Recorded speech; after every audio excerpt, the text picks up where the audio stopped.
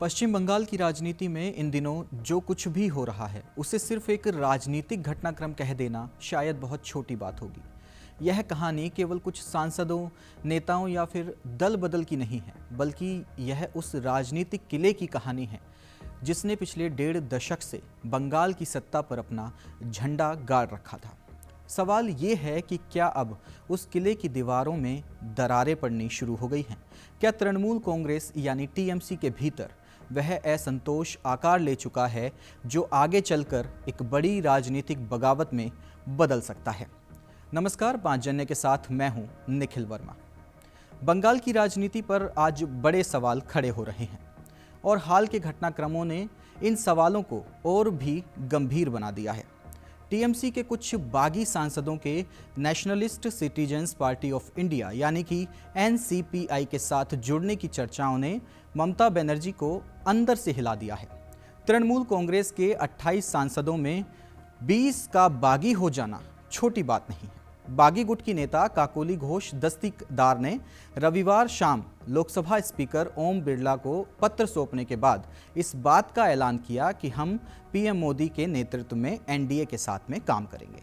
हालांकि खुद एनसीपीआई के अंदर से भी इस प्रस्तावित विलय को लेकर विरोध की आवाज़ें सामने आई। लेकिन इससे बड़ा सवाल ये है कि आखिर टीएमसी के नेता नए राजनीतिक ठिकाने क्यों तलाश रहे हैं? क्या यह केवल व्यक्तिगत महत्वाकांक्षा का मामला है या फिर पार्टी के भीतर कुछ ऐसा चल रहा है जो बाहर से दिखाई नहीं दे रहा? राजनीति में किसी भी दल की असली ताकत उसकी सरकार नहीं होती, बल्कि उसका संगठन होता है। जब कोई पार्टी सत्ता में होती है तो उसके साथ नेता भी रहते हैं, कार्यकर्ता भी और समर्थक भी। लेकिन जैसे ही सत्ता की पकड़ कमज़ोर होती है, सबसे पहले संगठन की परीक्षा शुरू होती है। भारतीय राजनीति के इतिहास में ऐसे कई उदाहरण मौजूद हैं जब क्षेत्रीय दलों ने सत्ता गंवाने के बाद सबसे बड़ी लड़ाई अपनी ही लोगों को साथ बनाए रखने के लिए लड़ी। आज बंगाल में टीएमसी को लेकर भी वैसी ही चर्चाएं सुनाई दे रही हैं। राजनीतिक गलियारों में सवाल उठ रहे हैं कि क्या पार्टी के भीतर असंतोष बढ़ रहा है? क्या कार्यकर्ताओं और नेताओं को अपने राजनीतिक भविष्य की चिंता सताने लगी है? क्या सत्ता के बाद संगठन को बचाने की चुनौती अब ममता बनर्जी के सामने खड़ी हो गई है? अगर ऐसा है तो यह केवल टीएमसी का संकट नहीं, बल्कि बंगाल की पूरी राजनीति के लिए एक निर्णायक मोड़ साबित हो सकता है। इस पूरे घटनाक्रम का सबसे दिलचस्प और महत्वपूर्ण पहलू ये है कि जिन नेताओं के नाम इन चर्चाओं में सामने आ रहे हैं, उनमें से कई कभी ममता बनर्जी के सबसे भरोसेमंद यानी सबसे खास माने जाते थे। राजनीति में विरोधियों का हमला कोई नई बात नहीं होती, लेकिन जब सवाल अपने लोगों से उठने लगे तो स्थिति ज़्यादा गंभीर हो जाती है। यही कारण है कि बंगाल की राजनीति को समझने वाले जानकार इस पूरे मामले को केवल दल बदल की घटना नहीं, बल्कि टीएमसी के अंदरूनी संकट के रूप में देख रहे हैं।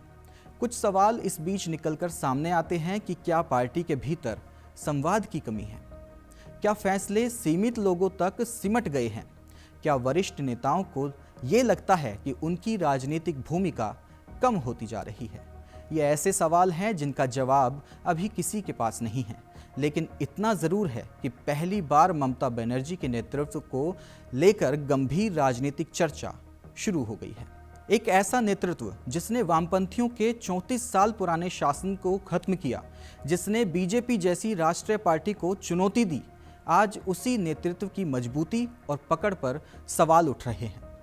इसी बीच बंगाल की राजनीति का दूसरा बड़ा पहलू बीजेपी का बढ़ता प्रभाव है। पिछले कुछ वर्षों में बीजेपी ने पश्चिम बंगाल में जिस तरह अपनी राजनीतिक जमीन तैयार की है, उसने राज्य की राजनीति को पूरी तरह से बदल दिया है। एक समय था जब बंगाल में मुकाबला केवल वामपंथ और तृणमूल के बीच माना जाता था, लेकिन अब बीजेपी इस लड़ाई का स्थायी और मजबूत पक्ष बन चुकी है। हाल के दिनों में सोशल मीडिया पर कुछ वीडियो वायरल हुए जिनमें टीएमसी कार्यकर्ताओं को बीजेपी कार्यालय की ओर जाते हुए दिखाया गया। इन वीडियो की सत्यता और राजनीतिक महत्व पर बहस तो हो सकती है, लेकिन इससे इनकार नहीं किया जा सकता कि बीजेपी लगातार बंगाल में अपना संगठन मजबूत करने की कोशिश कर रही है। ऐसे में अगर टीएमसी के भीतर असंतोष बढ़ता है या पार्टी में टूट की स्थिति बनती है तो उसका सबसे बड़ा लाभ किसे मिलेगा? राजनीतिक विश्लेषकों की माने तो इसका सीधा फायदा बीजेपी को मिल सकता है, क्योंकि राज्य में वही सबसे बड़ी विपक्षी ताकत के रूप में मौजूद है। यही कारण है कि टीएमसी के भीतर की हर हलचल को बीजेपी की संभावित मजबूती के नजरिए से देखा जा रहा है। लेकिन यह कहानी केवल वर्तमान की नहीं है, असली सवाल भविष्य का है। 2029 का लोकसभा चुनाव और 2031 का पश्चिम बंगाल विधानसभा चुनाव। अभी भले ही दोनों दूर हैं, लेकिन उनकी राजनीतिक बिसात आज से ही बिछनी शुरू हो चुकी है। अगर आने वाले वर्षों में टीएमसी अपने संगठन को मजबूत बनाए रखने में सफल नहीं होती, अगर पार्टी के भीतर असंतोष बढ़ता रहता है और अगर नेतृत्व को लेकर सवाल लगातार उठते रहते हैं, तो बंगाल की राजनीति का पूरा समीकरण बदल सकता है। बीजेपी को विस्तार का मौका मिलेगा, कांग्रेस अपनी खोई हुई जमीन वापस पाने की कोशिश करेगी, वाम दल खुद को फिर से प्रासंगिक साबित करने के लिए नए अभियान शुरू करेंगे और इसी राजनीतिक संघर्ष के बीच ये तय होगा कि अगले दशक में बंगाल की सत्ता किस दिशा में जाएगी।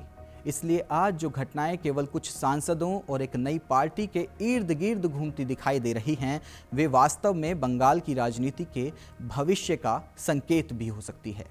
यही वजह है कि यह सिर्फ एक राजनीतिक खबर नहीं है, यह कहानी है टीएमसी की अंदरूनी टूट की संभावनाओं की।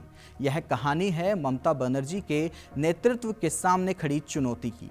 यह कहानी है बीजेपी के बढ़ते प्रभाव और विपक्ष की नई उम्मीदों की। और सबसे बढ़कर यह कहानी है उस बंगाल की जहां आने वाले 5 वर्षों में भारतीय राजनीति की सबसे बड़ी और सबसे दिलचस्प लड़ाई लड़ी जा सकती है। सवाल अभी भी वही है, क्या ममता बनर्जी एक बार फिर अपने विरोधियों को मात देकर पार्टी को एकजुट रख पाएंगी, या फिर बंगाल की राजनीति एक नए दौर में प्रवेश करने जा रही है? आने वाला समय इस सवाल का जवाब देगा, लेकिन फिलहाल इतना तय है कि बंगाल में राजनीतिक तापमान तेजी से बढ़ चुका है और इस आग की लपटें अब दिल्ली तक महसूस की जा सकती हैं।